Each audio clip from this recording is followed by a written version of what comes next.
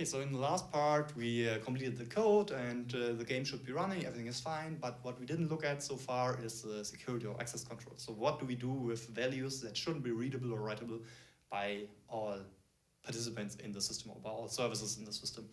So I've already started a knowledge agent, agent 1, and I'm now starting a monitor service, which is running in the background using a script.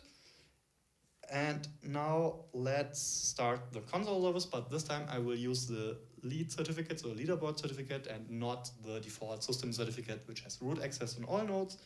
So if I'm doing that, I can check with ls, I can see, okay, there is the mon, so the monitor service is running, and if I set the param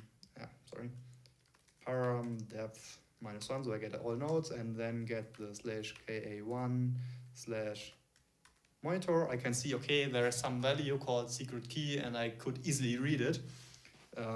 So if I use monitor secret key, get the value back, no problem. I can also set the value to say like, okay, new key, and then read it again. And now I see, okay, the value was actually changed, and well, I mean, it's a secret key. I'm not the monitor service, I am the leaderboard service, as we can see here in the beginning. So my writes probably shouldn't allow me to read that value. And we can simply fix that if we have a look at the model in the binary models. The model of the monitor service is of type logic monitor, so you can look at the logic folder and open the monitor file. We can see, okay, here's the secret key.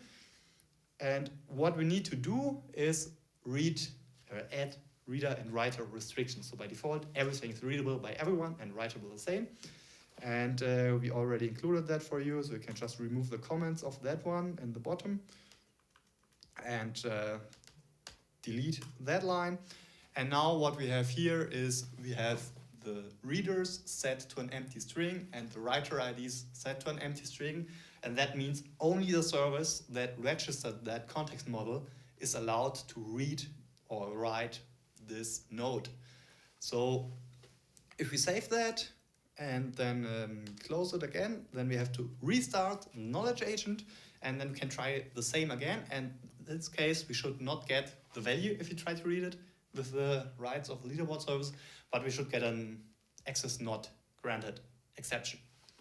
So try it out and see what happens. You can also use, for example, the default certificate, which is the root certificate, or the monitor certificate for the console service to see if it works with that, which it should, but it shouldn't work with the leaderboard certificate because the leaderboard certificate is not part of the reader or writer access IDs that we defined. Have fun with the last part, and I hope you enjoyed the tutorial.